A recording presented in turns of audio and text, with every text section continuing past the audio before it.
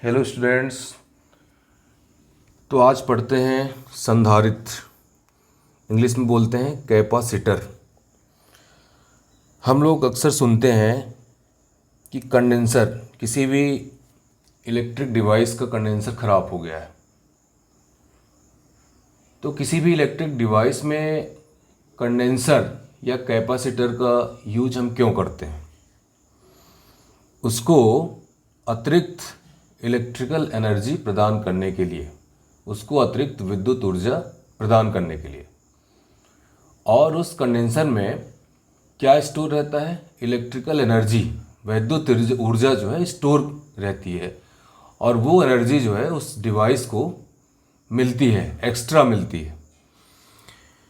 तो यहाँ पर उसकी कंप्लीट स्टडी करेंगे कि कंडेंसर क्या है, उसको डिफाइन करेंगे और उसकी थ्योरी क्या है, वो किस तरीके से काम करता है, उसका सिद्धांत क्या है काम करने का, हम उसमें किस तरीके से वैद्युत ऊर्जा को संचित करके रखते हैं। तो यहाँ पे दो परिभाषाएं हैं। पहली परिभाषा तो बहुत ही सिंपल सी है, संधारित्र वैद्युत ऊर्जा संचित करने का साधन है। ये इसकी पहली परिभाषा हो गई। हम संधारित्र में या कंडेंसर में या कैपेसिटर में इलेक्ट्रिकल एनर्जी को स्टोर करके रखते हैं। दूसरी परिभाषा ये कहती है कि संधारित्र एक ऐसी युक्ति है जिसकी सहायता से किसी चालक के आकार या आयतन में परिवर्तन किए बिना उसकी धारिता बढ़ाई जा सकती है। इसके पहले वीडियो में हम धारिता का कॉन्सेप्ट अच्छी तरीके से समझ चुके हैं और उसका फार्मूला हमने देखा था कि क्या है, C=Q/V।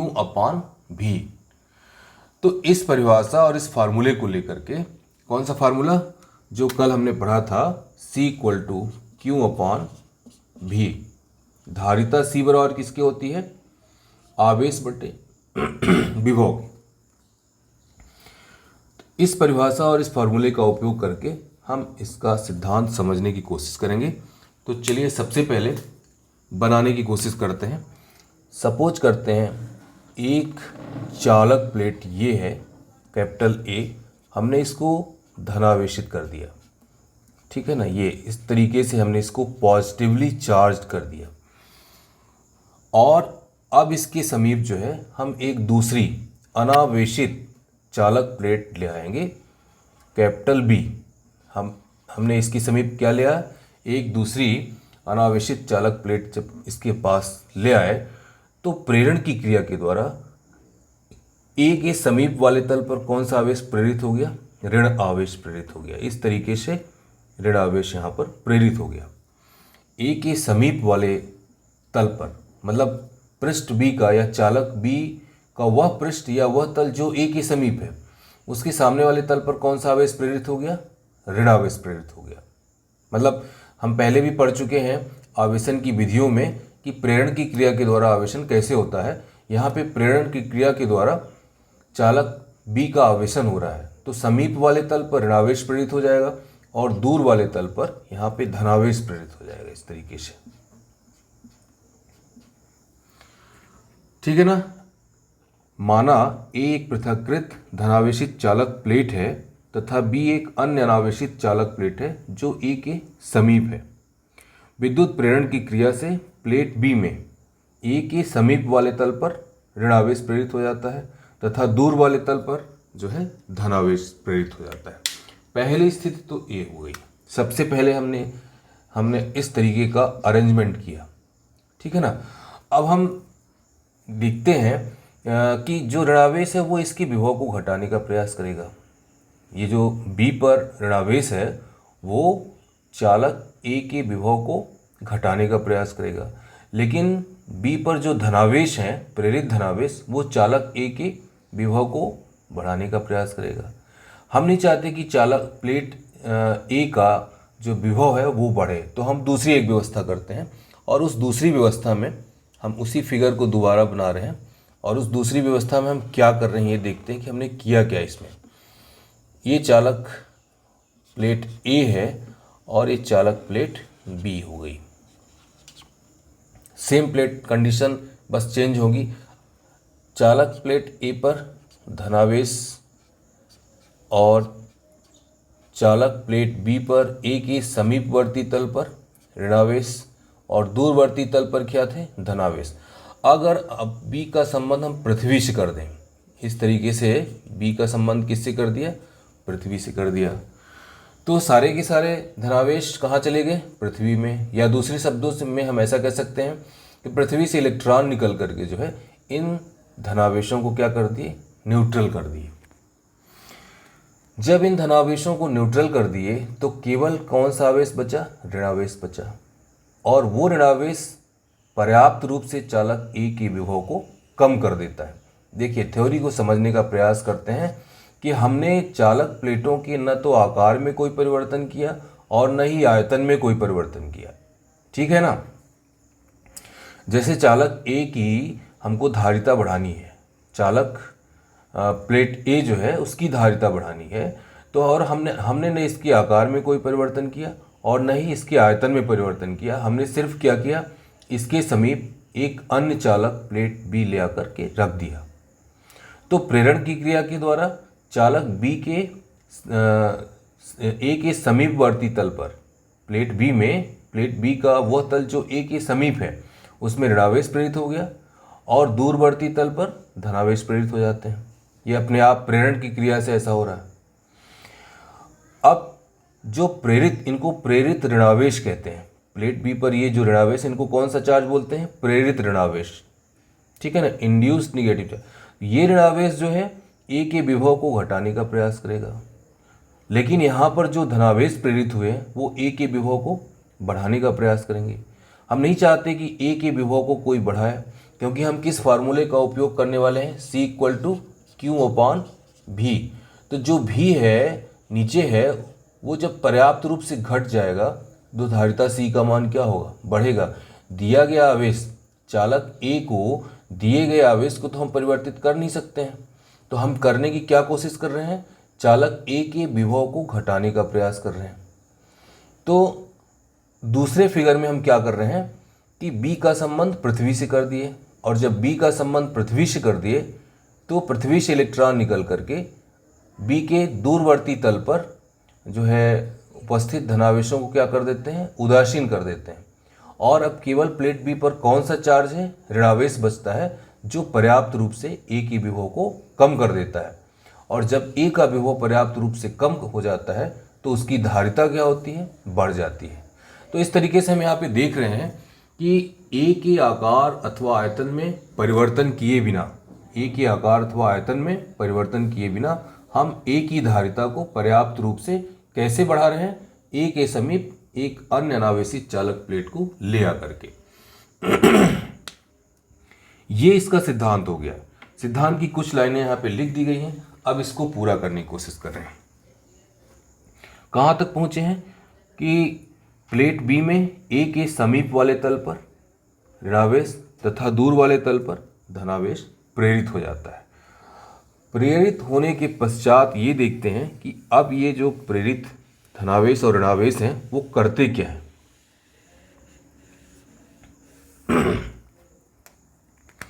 यहाँ पे लिखेंगे, उसके आगे की कहानी लिखेंगे, प्रेरित ऋणावेश,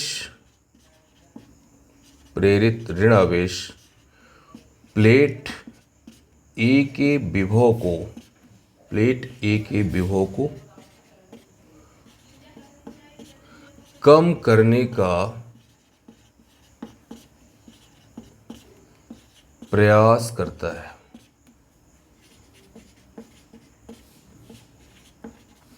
जबकि प्रेरित धनावेश प्लेट ए के विभव को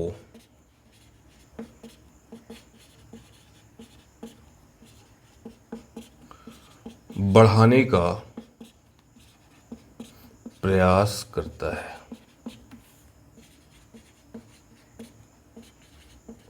ठीक है ना। प्रेरित ऋणावेश क्या कर रहा है, ए के विभव को कम करने का प्रयास कर रहा है, जबकि प्रेरित धनावेश क्या कर रहा है, ए के विभव को बढ़ाने का प्रयास करता है। अब क्या होता है कि हम एक और यदि प्लेट बी का संबंध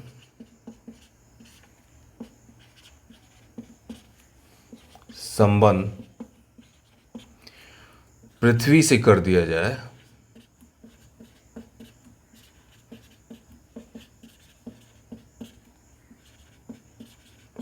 यदि प्लेट बी का संबंध पृथ्वी से कर दिया जाए तो स्वतंत्र धनावेश पृथ्वी में चले जाते हैं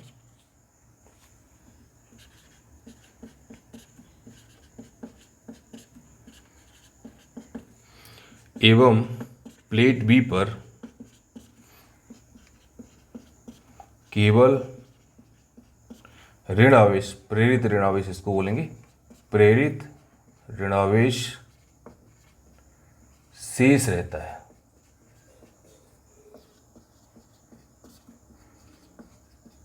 ठीक है ना। अगर बी का संबंध कहां से कर दिया जाए, पृथ्वी से कर दिया जाए, पृथ्वी से कर दिया जाए तो केवल जो है प्लेट बी पर कौन से आवेश शेष रह रहे हैं, जो है प्रेरित ऋण आवेश। ठीक है ना। इस प्रकार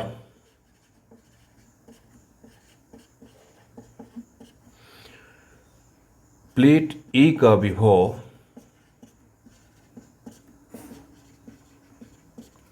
पर्याप्त रूप से कम हो जाता है या पर्याप्त कम हो जाता है।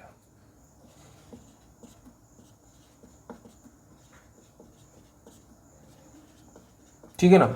वही हम करने का प्रयास कर रहे हैं कि ए के विभव को घटाने का प्रयास। जितना ए का विभव घटता जाएगा उतनी उसकी धारिता बढ़ती जाएगी। और डिफिनीशन क्या कहती है कि संधारित्र एक ऐसी युक्ति है जिसमें चालक के आकार अथवा आयतन में परिवर्तन किए बिना उसकी धारिता बढ़ाई जा सकती है। हम ए की धारिता बढ़ाने का प्रयास कर रहे हैं और उसके लिए हमने क्या किया है कि उसके समीप जो है एक अन्य अनावेशित चालक प्लेट ले आकर के रख दिए हैं। और ऐसा करने से पूरी प्रक्रिया हम देख रहे हैं कि लास्ट में चालक प्लेट ए पर जो है केवल उसका विभव पर्याप्त रूप से कम हो जाता है और विभव के कम होने से उसकी धारिता क्या हो जाती है, बढ़ जाती है। तो यहाँ पर विभव हमने क्या दिखा कि विभव पर्याप्त रूप से कम हो जाता है।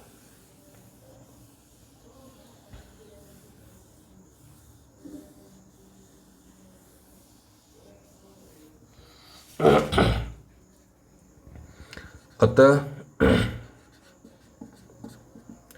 सूत्र C equal to Q upon V के अनुसार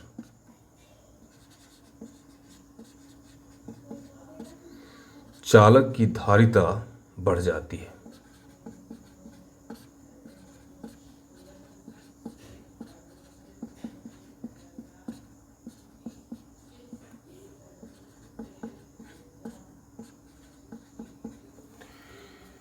यही संधारित्र का सिद्धांत है।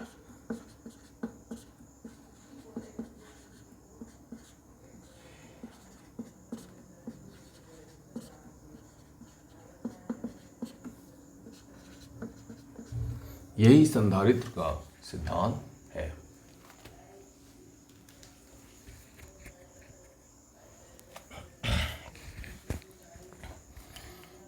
अब यहां पे हम ये देखते हैं कि इसकी धारिता का कैलकुलेशन हम कैसे करेंगे। एक चीज और जानते हैं, यहाँ पे संधारित्र का जो संकेत होता है ना, वो इस तरीके से दो पैरेलल रेखाओं के द्वारा, ये उसका संकेत हो गया। किसी भी विद्युत परिपथ में अगर इसका निशान लगा हुआ है, दोनों पैरेलल बराबर प्लेटें हैं, अगर छोटी बड़ी प्लेटें हो जाएंगी तब तो गलत हो जाएगा। ये अगर हम इस तरीके से संधारित्र को शो करते हैं तो ये रॉन्ग मेथड है, क्योंकि ये किसी सेल प्लस और माइनस लगा हुआ है तो इस सेल को शो करता है। तो संधारित्र को हम इस तरीके से दो परस्पर समांतर रेखाओं के द्वारा दर्शाते हैं। और अगर इस तरीके का हो, ऐसा करके ऐसा कर दिया जाए तो इसको परिवर्ती संधारित्र कहते हैं। मतलब इसका मान हम कंटिन्यूअसली बढ़ा सकते हैं या घटा सकते हैं। ये संधारित्र हो गया, ये परिवर्ती संधारित्र हो गया, कंडेंसर वेरिएबल कंडेंसर हो गया। ठीक है। तो ये हो गया संधारित्र का सिद्धांत। अब हम संधारित्र के प्रकारों की बात करेंगे। तो संधारित्र के कितने प्रकार हो गए? संधारित्र जो है मुख्यतः 3 प्रकार का होता है। एक हो गया समांतर प्लेट संधारित्र, दूसरा हो जाएगा गोलीय संधारित्र, और तीसरा हो जाएगा बेलनाकार संधारित्र। तीनों अलग अलग क्वेश्चन बनेंगे और जिसमें हम प्रत्येक केस में संधारित्र की धारिता के लिए व्यंजक निगमित करेंगे। Okay, thank you.